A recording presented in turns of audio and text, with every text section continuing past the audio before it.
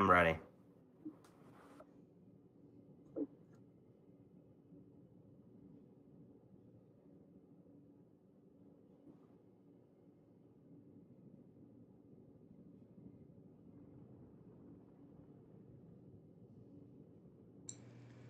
So to start things off, we're going to be, well, do you got anything you want to bring up first?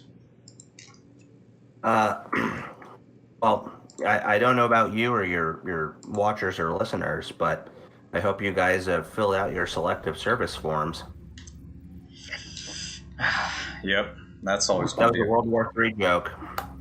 Yep, I'm 38 and fat, so I can barely see, so I'm safe. But let's hope that some of my peers are too unqualified. yeah. Well, who knows? But you guys are really good with military theory and gaming, so you guys might be top recruits. I doubt that. I mean, look, most of these people are headless chickens. I wanted to start off by kind of apologizing to you for considering. Wow, insulting your viewers, the headless chickens. Ouch. Hey, they wouldn't know. I mean, I barely got. Well, I got a few of them. The point is, I don't consider anyone my age who has been like in a purely civilian lifestyle, whose only experience to the military has been Call of Duty, to be really informed on these matters. Reddit doesn't count either. Well, most people on Reddit are liars. That or horny. Pick your poison. Yeah, I mean, karma whoring. Yeah, I mean, it's just, I love that. What I forget the subreddit, the one that catches people lying, because like Reddit to me, and I love Reddit. Reddit is just like sort of this written record, proof positive that people are willing to come up with absolutely crazy lies, either to be right or to own somebody. Mm-hmm. Yeah. So, I got a question for you. Have you noticed the price increase at Dollar Tree? I have. I actually shop at dollar stores all of the time. I know you don't have any children and you're not married, and I don't know about your viewers, but dollar stores are an amazing secret. Should and when you or your listeners, viewers, times come when you have kids. Dollar Trees, Dollar General, Family Dollar, all of those places are amazing places to pick up shit for your kids. Whether it's, when you were a kid, did you ever collect Matchbox cars or Hot Wheels? I had plenty of them when I was young. Now they're in a big tub for my nephew to play with. But do you remember when you got one, you were like, this is the greatest day ever? Dude, always. Yeah, and then as an adult, it's like, oh cool, this costs 99 cents and it's going to keep my kid occupied for an entire afternoon. That's the way parents think. They also have cheap candy. It's good to go there after holidays, and like after Valentine's Day, you can go there and get like Valentine's Day themed M&Ms, because kids don't understand holidays or on a single day. They don't understand seasons. Like, we're pushing March and my kids are still drawing hearts like it's Valentine's Day. They're making Valentines for other people. But yeah, it was an unfortunate decision, I think, business-wise, for Dollar Tree to switch to $1.25, because literally so much of their branding is tied into the fact that, like, there are stores that had neon signs that says everything's $1. Not anymore. Yeah. We'll see. I mean, Dollar General made much more sense. But I do follow that market a lot. But there is a Dollar Tree subreddit, which is very depressing. And I read that stuff too. I mean, most of its workers complain about how bad conditions are at their store. Mm-hmm. Yeah, and I mean that's sort of the thing, though. Is like Dollar Tree. One of the founders of Aldi, the German grocer, had two founders. They were German brothers who fought in World War II. Both of them were Nazis. They split their grocery chain because they disagreed on whether or not they should sell cigarettes. And they broke it into Aldi Nord and Aldi Süd, or Aldi North and Aldi South. And Aldi Süd runs Aldi as Americans know it. Aldi Nord owns Trader Joe's. Now these guys are long dead, and the businesses are owned by a family trust. But one of these two founders said, poor people need us and rich people love us. And you know, you look at an Aldi or a Lidl, and they have innovative practices in their stores. And you know, I followed the grocery and retail market pretty closely. You don't see a lot of complaints about working there, right? Dollar Tree and Family Dollar, you do see a ton of complaints about working there. And, you know, like, not a lot of rich people go to dollar stores. I mean, I always tell my journalistic cohorts, if you forget something, go to a dollar store, because they're going to have a mini shampoo, they're going to have a mini deodorant, they're going to have all this kind of stuff. Like, you should go there and not a CVS. Don't waste the company's money. But yeah, following that subreddit has been very depressing, and seeing how they treat folks. And rich people don't shop at those stores as much. I mean, I'm probably richer than the average consumer who goes to a dollar store, but it's mostly poor people. And to see and read reports about how a lot of these folks are treated is very disappointing. Yep. So I guess with the depression out of the way, is there anything that Dollar Tree does in terms of liquidation for other firms that you would like to applaud or otherwise say positive? Yeah, I mean, it's these dollar stores. I mean, the way you have to think of them, and they're basically three: Dollar Tree, Dollar General, and Family Dollar. And Dollar Tree and Family Dollar are part of the same group. What they do is they do consolidate a bunch of stuff, and they buy assets, you know, that people need to offload, whether they're Hot Wheels cars, whether they're books. I mean, I'm trying to look right here, I'm trying to find it, but like, you know, I feel bad. I always feel bad for authors whose hardcover books end up there. I mean, a lot of them, like, they knew they would, and that's why they write the books. They're getting their payday. But, you know, a lot of stuff just ends up in these stores.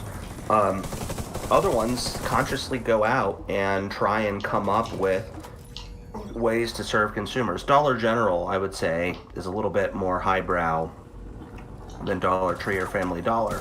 I got a cast iron skillet for steaks, one of these kind of ones with the ridges on the bottom, for $10 there. A Lodge one would have cost $20. You know, they serve beer, wine, liquor. Well, not liquor in Virginia, but they serve beer and wine. They have all of these, you know, good takeout goods. It's not always just offloading people's stuff, but that is a large degree of what dollar stores do. I mean, that's why you go through this aisle and you'll find ramen wrap snacks. And you're like, what are those? And unless you went to college in St. Louis or grew up there, or, you know, kind of one of these inner city schools, you wouldn't know what wrap snacks are. But I was like, wrap snack ramen? Hell yeah, I'm buying it. And then the other day, I noticed that they were selling Tony Chachere's, which is a Cajun seasoning, and it was 6 ounces for $1. And if I went to my local grocery store, I would get an 8-ounce one in the same can for like $1.99. So I'd be paying twice as much for 20% more. And so I reached out to Tony Chachere's because the branding was different, even though the bottle was the same size. And I'm like, is this a different product or is it the same? And they're like, no, dollar store consumers aren't the same as like regular grocery shoppers, so we change our branding for those, but we keep the same size bottle because it's cheaper. And so I learned a life hack is that, like, my favorite Cajun seasoning, I can get, you know, it's not 50% off, but close to it if I go to the dollar store. You know, for I personally found similar situations. I think a good example right now are the Cheetos brand mac and cheese, the instant boil type you had the powder packets in. You can get, it used to be you could actually get those at Dollar Tree for $1, where at, say, Walmart cost like $1.75 on the low end. So I guess, Yeah, oh, go I ahead. mean, it's, it's just that, you know, they have the same sort of buying power as Walmart, but like Walmart and Dollar Tree share a lot of consumers, but you know, they also have different they also have like different cost. It's called discriminatory pricing is what it's called. Like, if you and I were to look up an airline ticket right now as we were talking from one airport to another, we might very well get different prices. And that's because the airline might use facets of technology to determine that you might be less willing to pay a higher price than I might be willing to, right? Mm-hmm. Like they look at my geolocation on my IP, they assume I'm richer than you are, and so they offer me a different price, right?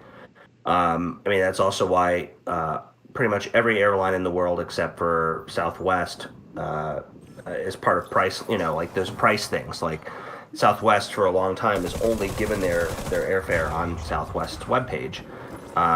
Because it's sort of it goes to like the Macy's, the J.C. Penney's, and the Kohl's of the world, where everyone wants to. They're called there's discount pricing and illusory savings. Illusory in the fact that you are not actually saving any money. You just think that you are. It's a fake discount.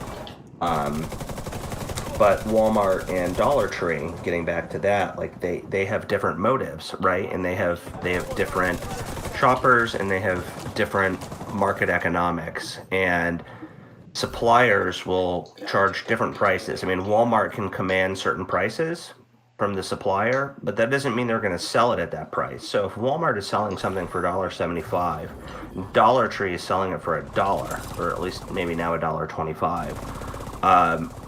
That might mean that both of those places got it for the same price at like 75 cents. Could also mean that Walmart got it for 60 cents because they said we won't sell it unless you play ball with us. And then they just chose to sell it for more because, there are price leaders and loss leaders in the industry. And that's why you go to some places like during Thanksgiving, and they'll be like, if you spend $35, we're going to sell you a chicken or a turkey for, $2. They're losing money on that, but they win money on the $35 because they're making you. They know what their markups are, so it's all about markups. So I guess how do you think the price increase is going to go in the long run with Dollar Tree? Do you see this as something they're doing temporarily with general price increases, or is it their new long-term attempt? No, I think it's a long-term thing for Dollar Tree. I mean, inflation is up, but if you look at what the inflationary goods are, it's mostly cars and rents, right? It tends less to be consumer goods, and people don't go to Dollar Tree, Dollar General, Family Dollar to buy steaks, ground beef, or chicken. I mean, I think Dollar General is the only one that actually sells meats that don't come in a can. I just think that this was a decision they made, and they needed to be more profitable. And as evidenced by the Reddit you and I were talking about earlier for Dollar Tree employees, it doesn't seem that they're investing in their staff. But people don't go to Dollar Tree or these stores because they have the service of Chick-fil-A. They go there because they're desperate. They go there because it's the only thing in town, which is often the case in rural areas. Or they go there because, they know that they might have some odd item, that other stores wouldn't have. So I'm not defending these people for mistreating their employees, but frankly, there's not an incentive to treat the employees well. Mm-hmm. And, that's sad, but I think it's just true. Landmark has been cleared. Yep.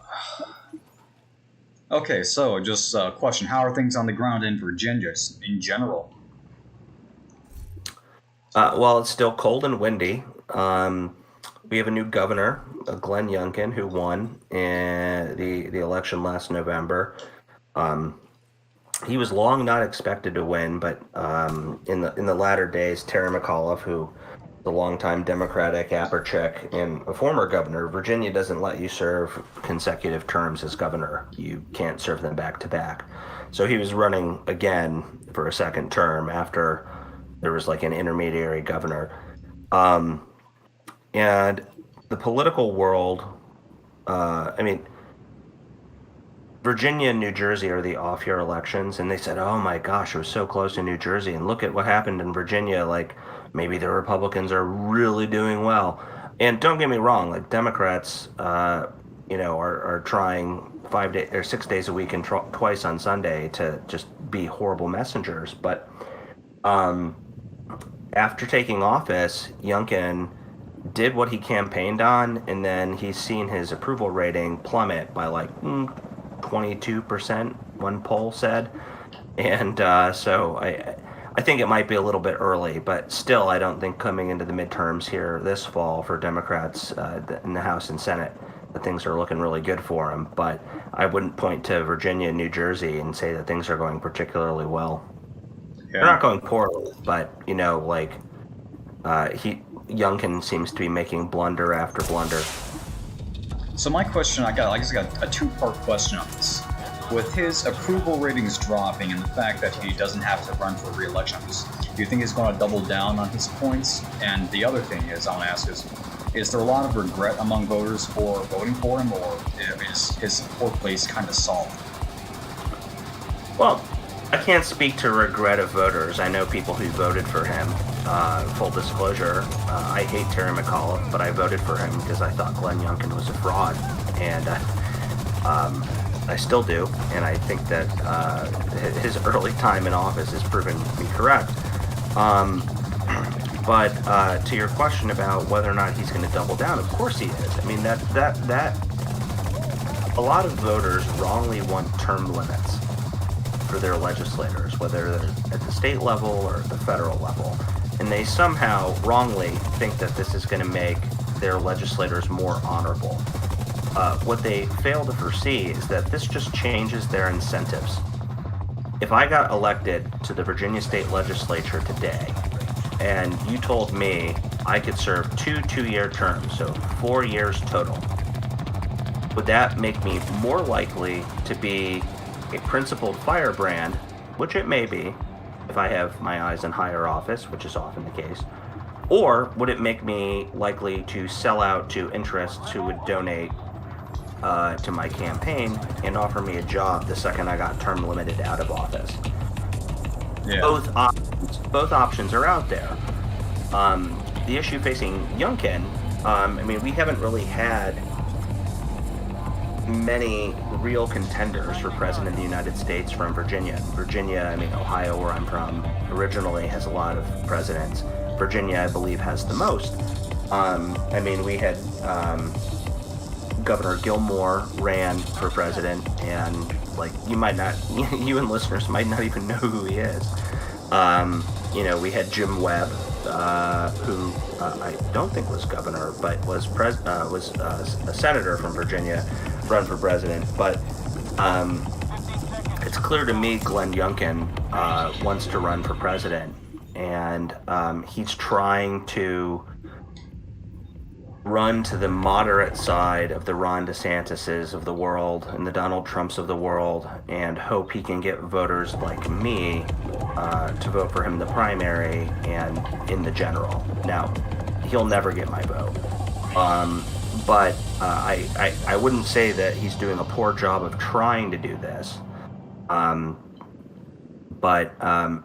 Governors in recent years, with the exception of George W. Bush, really don't typically become presidents. Jimmy Carter did too, but that's not in the aughts. That's not really been a thing. They have a shot in the primary, but no one that I can recall has been a governor that became the presidential nominee of either parties in the last 20 some odd years. All right. So when it comes to, I guess, something a bit related, or not really related at all, it's geographically, what would you say is the unique culinary specialty of Virginia compared to the rest of the American Southeast? Well, I've only lived in Virginia since 2007. I guess that's 15 years at this point. I've only lived in Georgia that long too, so we're both carpetbaggers here. Georgia the country or Georgia the state? State. That was a joke. Yeah, oh, I'm sorry. I'm a very literal. Dude, my dad has trained me. Well, he's not trained me. I'm just really terrible at picking up irony or sarcasm or all that fun jazz. Hey, well, man, you guys have Lidl, and if you have a Lidl near you, you need to download their app and become a Lidl shopper. I am a huge Lidl fanboy, and it's the best grocery store in the whole wide world, and it's in Georgia. I would say two things Virginia is famous for that I know of, and I'm not what you would call a foodie. I'm someone who eats horrible food. Like last night for dinner, I had a salad, and then I cooked up some Nathan's onion rings, and then I covered them in gravy and feta cheese, like I'm a Canadian. That sounds like the greatest thing ever. Yeah. I'm trying to remember what somebody came up, because there was a restaurant in Alexandria. It was an Irish restaurant where Reagan took the Prime Minister of Ireland, and they had a Guinness burger, and it was mashed potatoes, hamburger, and they'd cover that in gravy, and then they'd put onion rings on top of it, stacked up, and they'd cover that in gravy. And I was just like, yeah. I'll get back to what I came up with a name, or one of my buddies came up with a name for it, but it was like onion poutine, and it was actually really good. I'm gonna make it again. The two things I would say Virginia is known for food-wise are boiled peanuts, and I don't understand why those are a thing, because like when you eat a peanut, you shouldn't be eating the shell, but they boil them and you apparently can eat the shell. And then the other is Northern Virginia is home to a lot of South American immigrants. And so we have a ton of Salvadorian food. And pupusas, for example, are a big thing. And those are like pancakes that have like cheese and different types of meats and things put in them. And they're fantastic. But off the top of my head, I can't think of like a Virginia-specific food. Yeah. Other than those two. Boiled peanuts, I'm actually not a stranger to boiled peanuts because, they're pretty common in southern China. But even I've never heard of anyone eating the shell. Yeah, eating the shell is the weird part. Like boiled peanuts, it's like, yeah, of course, lots of cuisines cook actual peanuts, right? Like peanuts themselves are roasted and salted when you buy them at a ballpark. But boiling them and then putting them in a can and then like, no, not my boat. I mean, I guess it gets you your fiber, but it's puzzling. It's puzzling. Yeah, if you want to poop blood. You never. I mean, I don't know. We could get Johnny Knoxville to see if he's willing to try it. So, have you actually managed to see Jackass Forever? I will. Those movies appeal to me. My colleague Sonny Bunch at the Bulwark wrote very favorably about it. But the thing for me is that like I already pay for so many media and streaming sources that it really takes a lot for me to actually pay to see something until it appears on those services. We have, where I live in Northern Virginia, we have an Alamo Cinema and Draft House, and they've got fantastic popcorn, they've got drinks, you have unlimited soft drinks, you can get beer, wine, whatever, hamburgers, and all this other kind of stuff. They follow the rules. It's a very nice movie experience. But for me, if I wanted to take my wife to a movie, you look at the ticket cost, the popcorn cost, even if it's unlimited, each have a drink and something else, and then you factor in what it would cost to have like 3 hours of daycare, to drive to the theater, watch the movie, and then come back. It's like you're paying twice as much. And so it's like, hey, you could go to a movie theater and watch Jackass. I mean, I could watch it during the middle of the day by myself. But like, if you wanted to watch a movie with your spouse, that would cost like $120.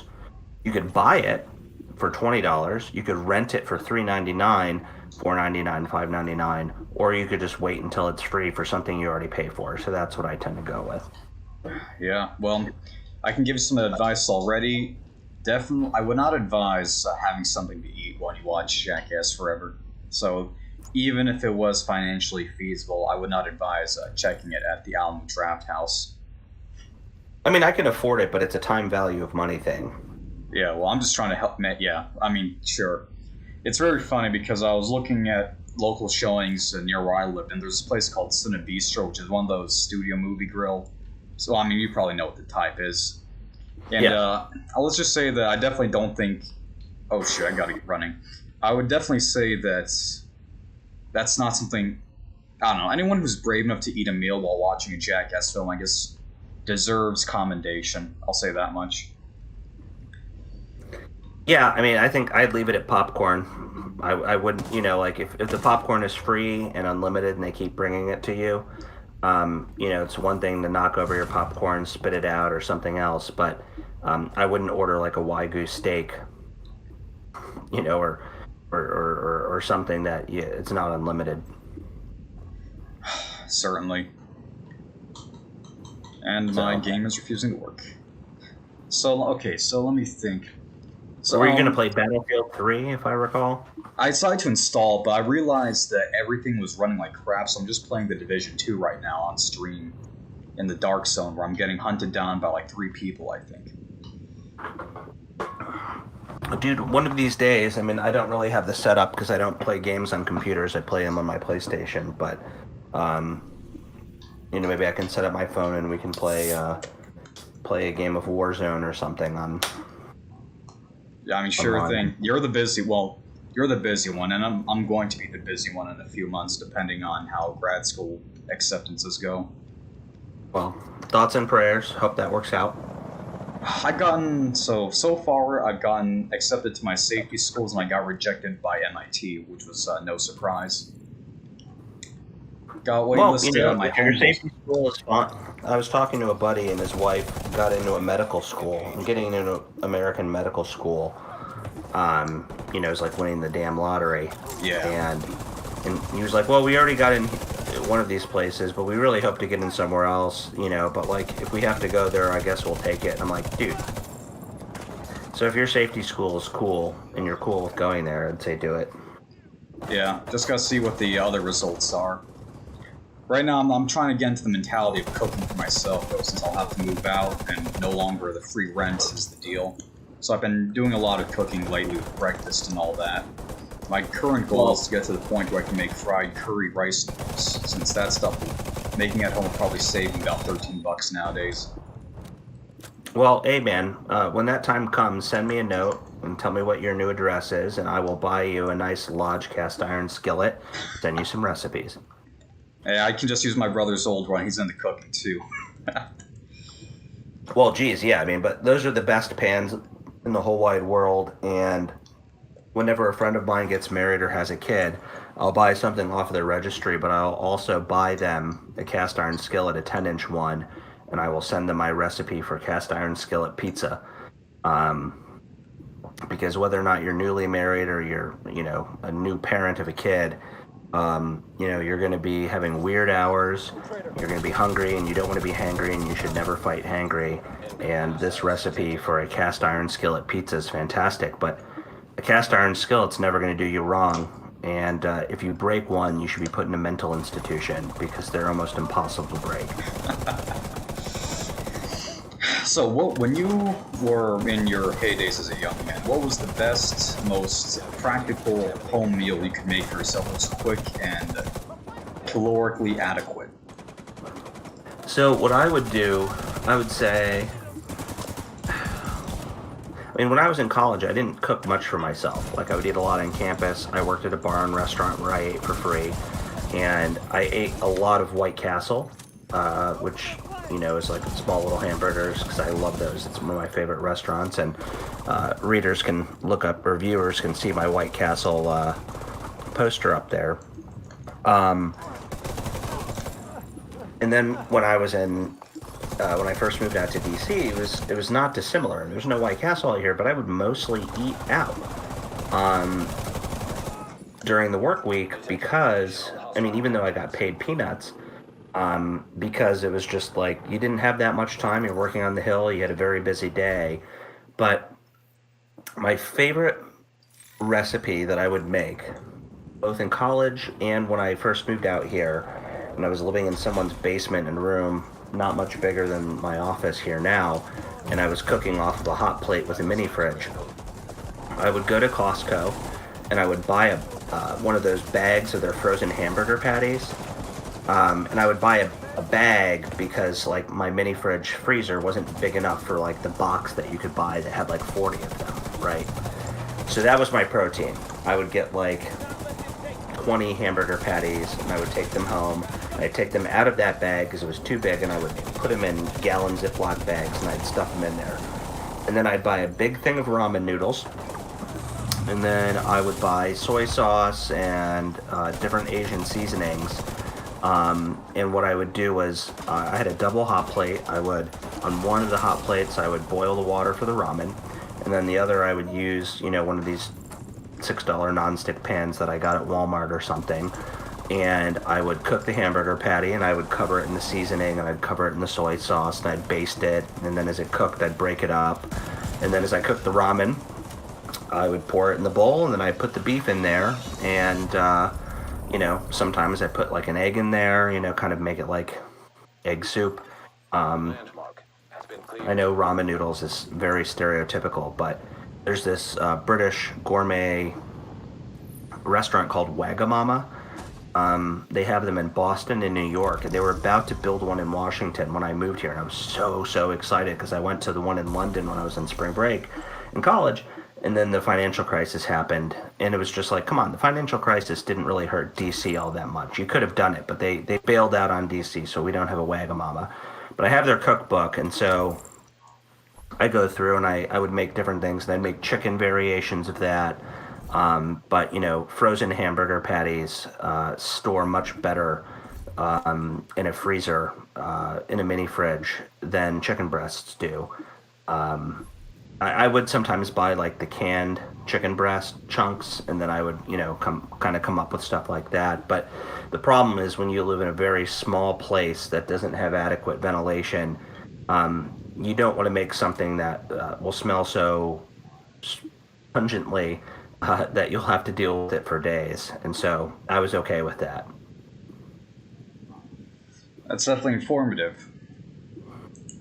Yeah, So- I mean, eating on a budget is not great. And I look back on those days, and every day I'm here in my office working, I think to myself, like, I paid like $850 a month. Like, if you extended my office to the stairwell, and I got the stairwell for storage, I was like, I was paying for that in the bathroom. Now I guess I'm in for fun times then. Yeah, no, rents aren't going to be good for you. Especially now. Mm-hmm. But Just being it's the honest. cost of education, so I gotta keep doing it. Extraction called for. Oh, well, I have you on the cost of education. I don't know, you don't have to disclose, other than MIT, the schools you're looking at. There's a really cool book you should read that was written about a guy who was struggling to pay off his undergrad student loans, and he got into a highly selective literary writing program at Duke University. And he was so pissed off about how much his student loans cost him. He didn't want to have to go through this again, renting an apartment, dealing with roommates, paying for a dorm, and all this stuff. So he bought a Fort Econo line van and got a parking pass and lived out of his van. He'd cook in his van, he'd shower at the gym where he got a membership, and he did that until he got caught. But there was no rule against it, so they couldn't do anything about it. But with everyone living the quote-unquote hashtag van life, that might be something to look into. Extraction zone. Yeah, no, I'm probably going to have to stick with Impark myself, but hopefully, with PhDs, on top of a tuition waiver, they'll typically pay you a stipend to cover cost of living. So I'm hoping Yeah. I can get one that's adequate for that wherever I end up. Oh yeah, but I gotta tell you, man, like if I was your age and I had that opportunity to do it, I 100% would. And one of my groomsmen actually did it after college. He got a job at a high-end New York law firm, and he did it not because he wanted to take that job. That's not what he wanted to do with his law degree. And he did it to pay off his student loans. And he and his dad had been refurbishing a camper, and so he lived on the streets of New York City in a camper and didn't pay any rent. And then a local media outlet that focuses on lawyers found out who he was through our wedding webpage, like a month after we got married, and I had to take it down. But he's living the dream, man. Living the dream. Live it while you can. I'll find a way. Graham getting shot up. So, let me think. I guess I want to ask him a bit more I guess, official now. With the bulwarks, has there been any interest among any of the staff of the bulwark to cover things dealing with either renewable energy or climate change? I know you've covered it a few times, especially a memorable article about how boomers basically didn't care. That's not a huge focus of ours. It's not to say we don't care about it. I mean, I think people have differing opinions on it. I mean, I, for one, am a huge proponent of nuclear. But people are stupidly scared of nuclear energy. Yeah. But on the other hand, I mean, you point out about boomers. The fact of the matter is, and that's why I was telling you about van life, like, I don't consider myself Mr. Eco-friendly, but I recycle to the degree that I can. Like, I never, like, here I am drinking a non-alcoholic Budweiser. I don't throw that in the trash ever. Those things are recyclable. It pisses me off that our recycling policy is so stupid. Glass, for example, is one of the most eminently recyclable things that God has ever created. And in an increasing amount of ways, you can't recycle glass, and people won't recycle it for you unless you store it separately, put it in your car, and drive to a place where you can recycle it. I just think, and I'm not speaking for the Bulwark, I'm just speaking for me, I think that the majority of Americans are lazy and don't give a shit. And until they do give a shit in terms of higher prices or other sorts of things, I mean, I have two huge landfills within 5 miles of me. That trash has to go somewhere. People don't pay attention to this stuff. Children are inherently wasteful. I mean, just as a matter of course. But people are selfish and they're lazy, and many of them don't give a shit.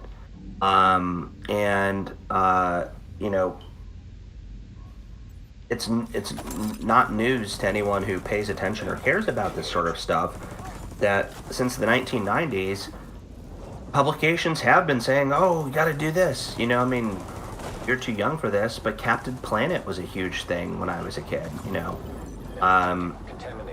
But the cohorts of mine who watched Captain Planet, here's an example of how I'm lazy and selfish. When my wife was pregnant with our twins, one of my coworkers told me, you should get cloth diapers for the kids. And I looked at him and I was just like, we live in a 1,200 square foot, 2-bedroom, 2-bathroom apartment, and you think that the amount of diapers they go through, I'm going to be washing that their literal poop all the time? He's like, no, there's a service. You put it in a bag, and you take it, and they come and pick it up, and they give you clean cloth diapers. It's really renewable. Think of all of the effort that goes into that, and tell me how much more environmentally friendly it is for the environment than buying cheap diapers from Aldi or Lidl. I realize those things are disposable and they're not good for the environment, but you're having people drive, pick them up, put them in bags, wash them, bring them back, and all this other kind of stuff. I give kudos to the person who, will store literal bags of shit in their house and then make a concerted effort to go into their toilet or their shower and wash these things. And they do make washing machines for those too. But it's not for me. And that's one example of how I've thought it through and determined, nope, I'd rather be lazy and selfish. The amazing thing is, with how inefficient a lot of buildings and industries in this country are, efficiency improvements alone would be more than enough to actually meet our requirements in things like Paris agreements and so forth. So, to some extent, even lifestyle changes aren't, I'm not going to say they're not necessary, because they still are in a sense, but... Oh no, lifestyle changes are necessary. Look, buildings are getting more efficient. But, you also have to think about what you're doing. There are people in my life, and I won't name them because I'm married to them, who will make soup for our kids and just throw the tin can in the garbage can. I'm like, no. And, it's just, for them, matter of habit. And, there are some people, I went and visited some of my relatives who live out in the country, and they live so far out that they don't actually have any recycling because it makes no economic sense to do so. Safe area. When I was a kid, there were these machines called the Billy Goat machines. And if you grew up in a big city, you would see homeless people with shopping carts full of empty beer bottles, cans, and other sorts of things, because there was a 5-cent deposit on those. And they would go and they would pick up other people's trash, and they would go back and get the deposit back. And that was, trying to use economics as a way to nudge people into making the right decision. Let's see here. Now detecting I'm looking because they normally put it on the top here. Yeah, there are only a handful of states that do these deposits. Delaware, Vermont, Massachusetts, New York, Hawaii, Iowa, 5 cents, Connecticut, and then California, CRV, I don't know what CRV is, Oregon, and Michigan, 10 cents deposits for this can. landmark. And they make you pay that price up front. That's one of these ways to impose costs on people. It's like a carbon tax on recyclable materials. It's not a horrible idea. Honestly, I'm kind of the opinion that America has been, I guess the American people have so long been used to unnatural economic and political circumstances for what's really been the baseline of the human experience, that I think it's kind of broken our brains collectively on how things work and how the real world is, so to speak. That's just probably one of the examples of it that's to our detriment. Oh yeah, we're if not the wealthiest country in the world, one of the most wealthiest countries, and even our poor are rich compared to lots of other places in the world. And there aren't 7-Elevens or Subways, or Starbucks, every mile and a half in Cameroon. I often think about this when I see the homeless in America and where I live, and I live kind of in the country. And I donate to Catholic charities, and I try and do things to help the homeless, and I'll give them food, I'll give them drinks. It's better than money. Money is often problematic if they're addicted to something. But if someone gets a $5 bill, and then someone gives them a $1 bill, they could walk right next door to the Wendy's and get with sales tax, a junior bacon cheeseburger, a small fry, a drink, and a 4-piece nugget for $5, one of the biggie deals. And it's just right there. And, you go to a lot of these other places, and I don't mean to be mean to Europe. I like Europe, but Europe, I had a civics teacher growing up, Mr. Thompson, one of my best teachers. Now, on every test, he had a question and goes, define culture, and it was way of life. You look at the way of life in other countries. Now, we've bent the arc of the moral universe, or maybe immoral universe, towards the American way of life in a lot of places. But, every time I go abroad, I am just kind of shocked by the inability or lack of people who are visiting to get food at any time of the day. You have to confine to their schedule. I remember I was in this small town in France called Autun, A-U-T-U-N. They have a military college there, and we were there over holiday. And we walked around, and the hotel was not serving food. They only had the bar open. And they're like, oh yeah, sorry, most of the restaurants are closed. It's a holiday. And you'd never have that happen in America. And we found this little pizza takeout window, and that's what we had on New Year's Eve in Autun, France. And that happened many times over the years in different countries throughout the world, where we predominantly travel over Thanksgiving or Christmas or New Year's or the holidays as Americans, and we'd go to these far-flung places, and on New Year's Eve, anywhere in America almost, you could just get on DoorDash. Even before DoorDash, most of these places were still open. You could go to a bar and get food. You could go to a restaurant and get food. But depending on what country you're in, they have different cultures. They have different ways of life. And, imagine being homeless in a place where you're hungry at the late night hours, and you have money to buy food, but you can't. It sucks. I mean, America's got many faults, but it's not a horrible place to be homeless. Yeah. Speaking... Especially with the variance of weather, compared to, Sweden. Yeah, I'm glad you brought up Europe and things, because there's some, I guess like every other kid attempting to gain education when they were a teenager, I guess I had some infatuation with European practices, but now that I've gone further along, I've realized in some ways a lot of elements of European aren't all they cracked up to be. I think, obviously, I'm not exactly hostile to like welfare and social systems, but one of the things that I guess people don't realize is that Europeans on average are still, they don't make as much money as the median American, and they still owe more in taxes. Now, so those taxes are probably being put to good use to an extent, but there's a lot of, I don't know, I guess I'm noticing that people are too apt to make comparisons to Europe that aren't really appropriate for the scale of this country. And one other thing... they also don't work nearly as hard as we do. I'm not calling them lazy, but, one of the reasons for our higher standard of living and our higher wages is because we put in way more hours than they do. Yeah. And another thing, I guess, we always hear the kind of... And I don't mean to, I'm not trying to... Okay, so there's people in there, but... No one's denigrating the Europeans, just say it. Yeah, well, I mean, look, I guess I got some historical reasons to have these perspectives too, in addition to just being an American, but, I guess I always do take some offense that, even though I have ethnic ties to other food, I always take some offense to this concept that America has no food culture compared to Europe, because I would say America has a fantastic food culture, we just have it in a different way, and I would say a lot less snobbish.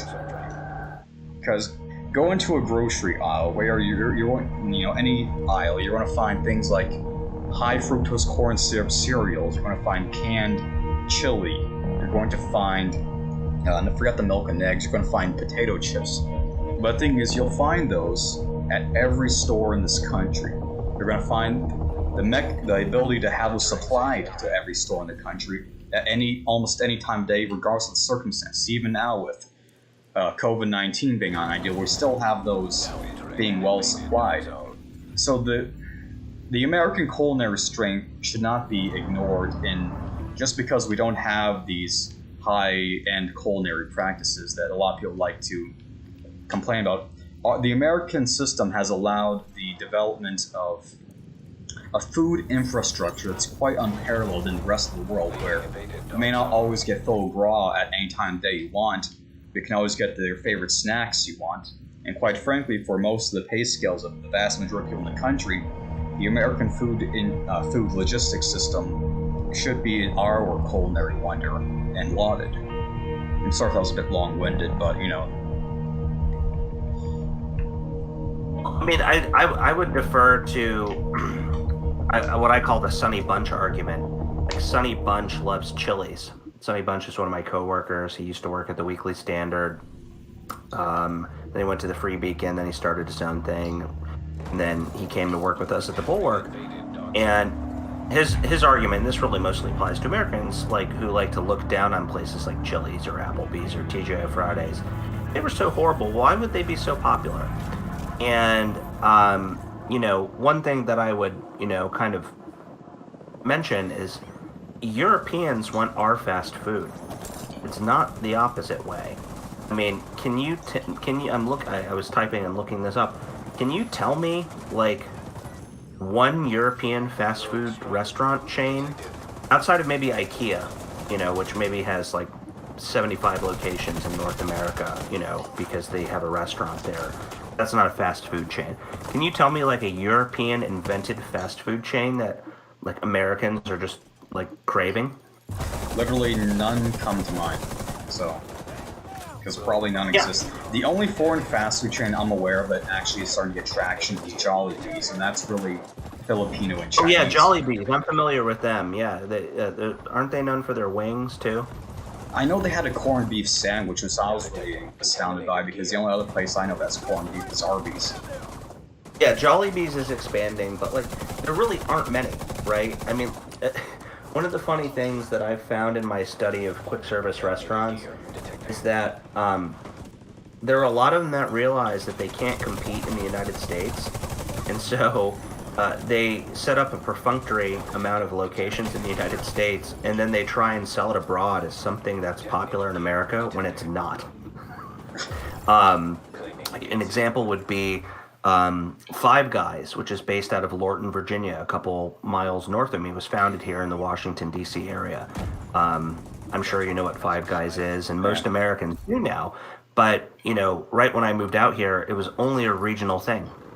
And now it, you know, it has more locations than White Castle and In-N-Out and Whataburger combined, right? Then somebody started kind of a froofy Five Guys, and they made smash burgers, and they called it Elevation Burger. And there's a couple around here.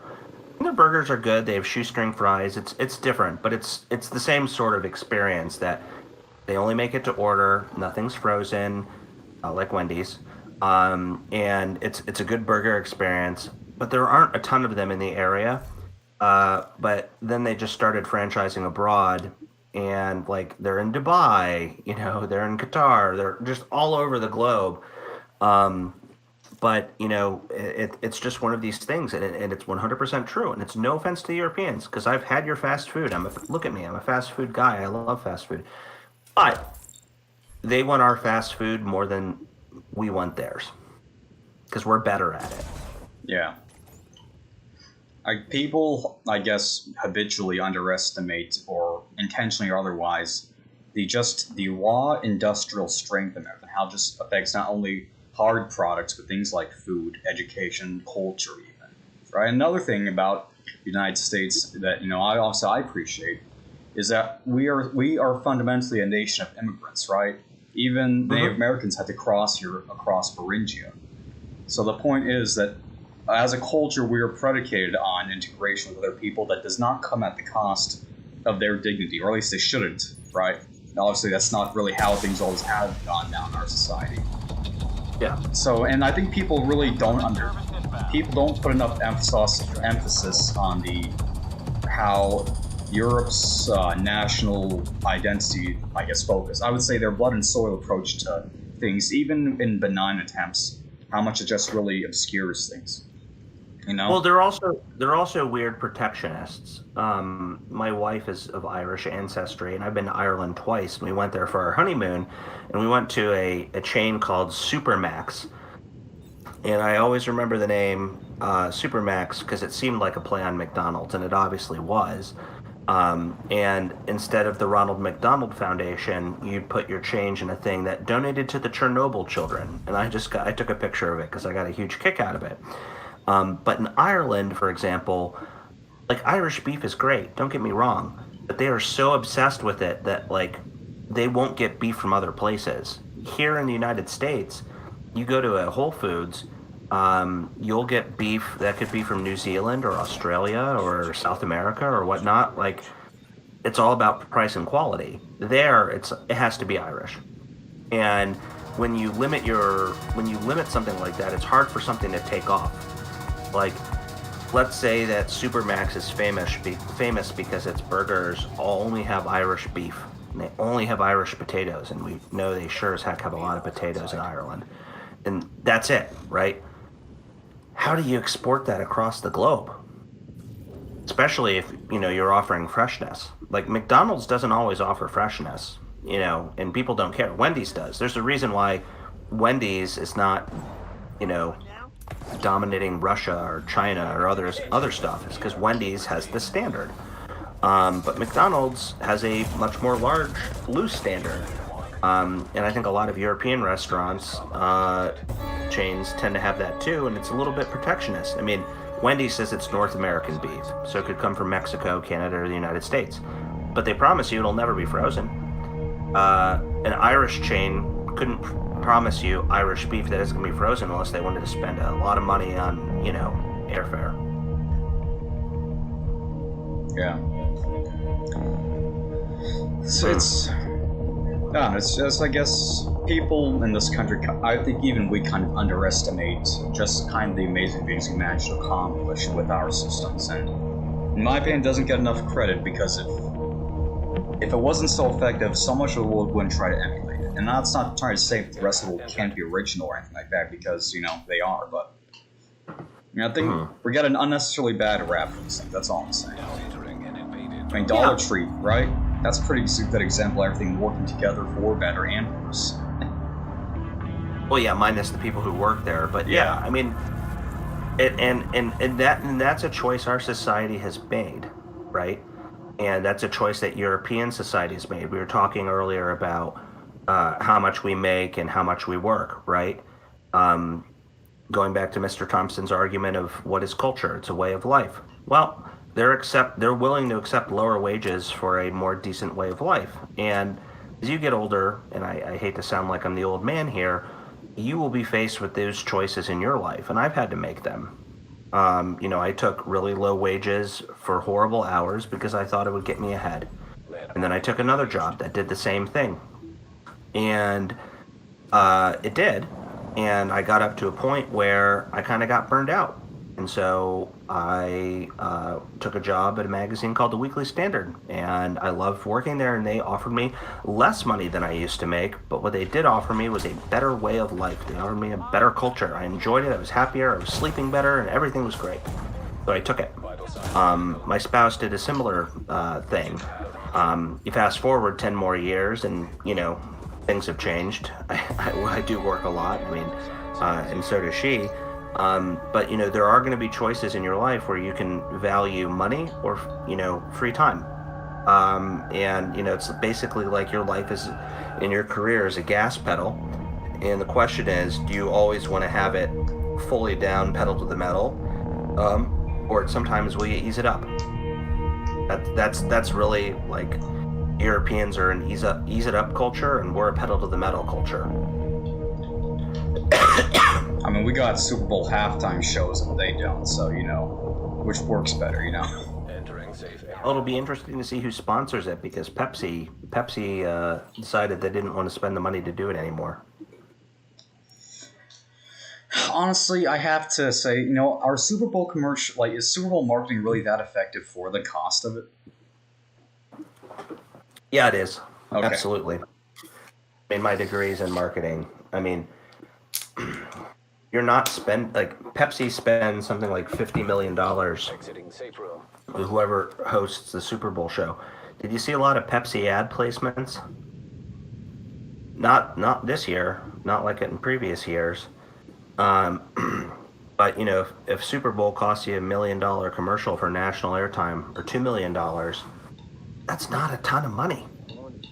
And I mean, I'll ask you. What was that stupid commercial with the green screen with the QR code bouncing? I wouldn't even know, to be honest. It was a crypto thing, and they spent 30 seconds, no commercial, or no nothing. It was just a green screen with a little QR code bouncing across the screen like a screensaver, and it works. It definitely works.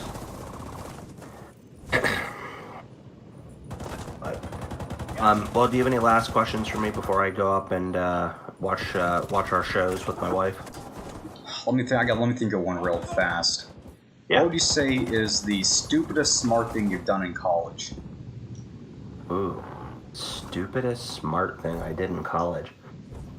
Okay, the stupidest smart thing I did in college was, so I took a semester off, and I got an F on a course because it was too late to withdraw, because I got a job on the Bush campaign, and that was pretty awesome. But I now have an F on my transcript, and you should never apply for a job that wants to see your college transcript, because it's not at all relevant, really, to who you have become, typically. But that summer, I took summer school courses, and I had to take Calc 2, and it was like a 5-6 week course, and it was like every day. And the teacher was kind of checked out, and he said, look, your attendance is worth this. The tests and the quizzes are in these days. That's it. Incoming hostiles. And so I did some math, and I determined that I wasn't going to go to any class and learn anything. I would only go to class and take the quizzes and tests. I did. And I mean, I studied. I got like a C minus. But that summer, all I did was play golf. There was a 9-hole private club at the Central Park of St. Louis across the way from where I lived. And as a student, you could join for $300 and get unlimited golf. So I played golf 7 days a week, and then I went to class like 1.5 days a week for that class. And I would play 27 holes a day, and it was the stupidest smart thing I ever did, because I passed the class, I obviously graduated, and I played so much golf, and it was like one of the best summers I ever had. Safe area detected. Want to keep an eye out for stuff like that then. Mm-hmm. Absolutely. Depending on where you go to grad school, they may have a course there that you can join. Definitely do that if you like golf.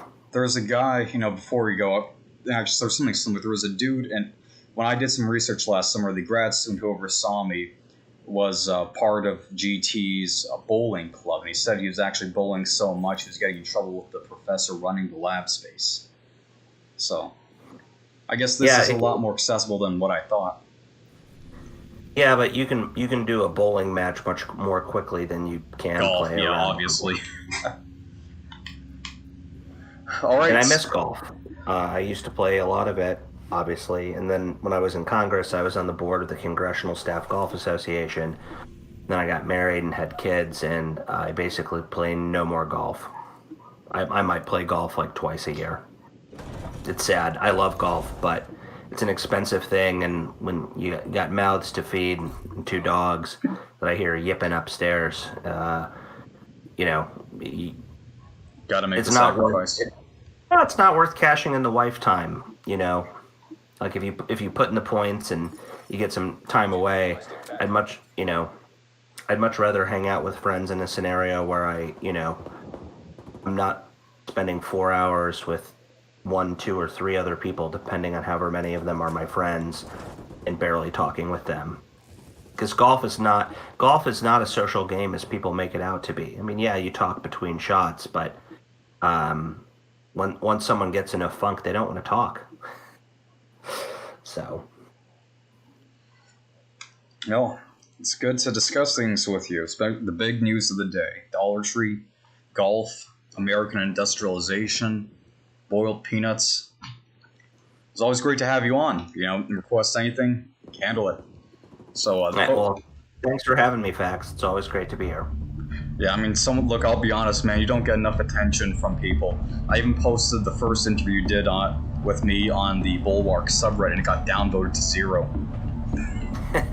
Well, a lot of it is knowing whether or not you're going to be a household name or not, and I'm happy to be a behind-the-scenes guy. But I appreciate you pushing it. Look, man, anyone who plays Battlefield 3 or even knows enough about it's A-OK in my book. Yeah. My family Well, can forgive your association with Bush for that. Yeah, I bought Battlefield 2042, and then I concluded quickly.